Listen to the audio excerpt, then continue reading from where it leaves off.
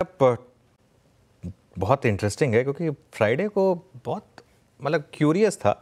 जो डीआईआई की बाइंग थी, मैंने बार बार देखा कि वो नंबर सही था या नहीं था, पता नहीं कुछ ब्लॉक्स थे या नहीं थे वो, मतलब लेकिन करीब करीब 7,000 करोड़ की डीआईआई की बाइंग थी।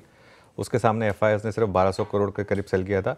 एक चीज़ ये हो सकती है कि क्योंकि ये हाफ ईयर एंडिंग है तो थोड़ा सा एनएवी मैनेजमेंट या जो भी है, थोड़ा सा कैश डिप्लॉय, वो सब कुछ फैक्टर्स हो सकते हैं, उसकी वजह से ये फैक्टर हो सकता है। वो हो सकता है आज भी कंटिन्यू करे कि डीआई की फिर एक थोड़ी सी बाइंग हो क्वार्टरली क्लोजिंग के हिसाब से।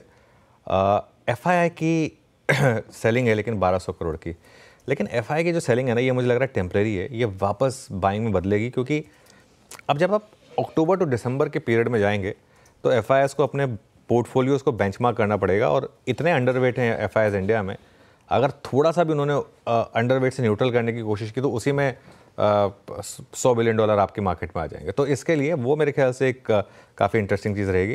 अच्छा, फ्राइडे को लेकिन एक और बहुत अच्छी इंटरेस्टिंग चीज़ हुई, मार्केट डे लो पर बंद हुआ लेकिन एफआईआईस ने इंडेक्स फ्यूचर्स और स्टॉक फ्यूचर्स में तगड़ी बाइंग की।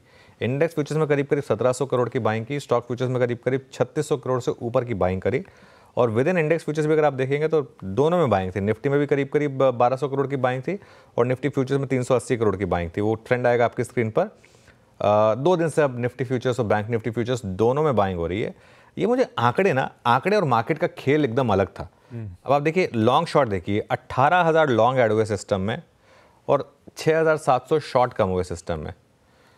तो ये कहाँ गए ये सब के सब, जो लॉन्ग शॉर्ट बाइंग इतनी डीआईआईस की, वो स्क्रीन पर तो दिख नहीं रही थी। वो काफ़ी इंटरेस्टिंग था।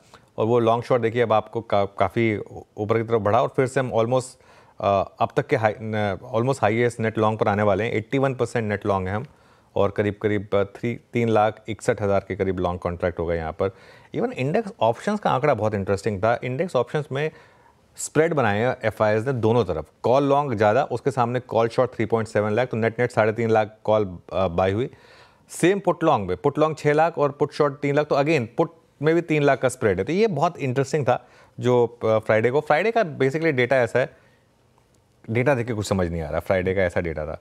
इंडिया विक्स 0.33% नीचे था 11.96 पर, और पुट कॉल रेशो अच्छा खासा करेक्ट हो गया, 1.16 पर आ गया वर्सेस 1.37। ये एक अच्छी चीज़ हुई कि जो मार्केट थोड़ा एक्सट्रीमली ओवरबॉट था वो थोड़ा सा लेस ओवरबॉट पर आ गया, और हो सकता है आज थोड़ा सा और नीचे भी आ जाए वो जो पुट कॉल रेशो है।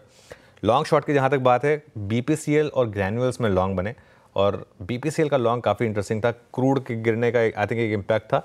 यहाँ पर रिस्क सिर्फ यही रहेगा कि अगर आज भी सुबह पेपर में आया कि ₹3 का प्राइस कट हो सकता है पेट्रोल डीजल में, तो वो थोड़ा सा रिस्क रहेगा, लेकिन लोगों ने लॉन्ग बनाया यहाँ पर। बिरला सॉफ्ट और आईईएक्स की तो ज़बरदस्त धुनाई हो रही है, और मुझे हैरानी नहीं होगी अगर आज या कल में दोबारा बैन में भी आ जाएगी। 20% ओपन इंटरेस्ट जम था यहाँ पर, बिरला सॉफ्ट में 20% ओपन इंटरेस्ट जम था।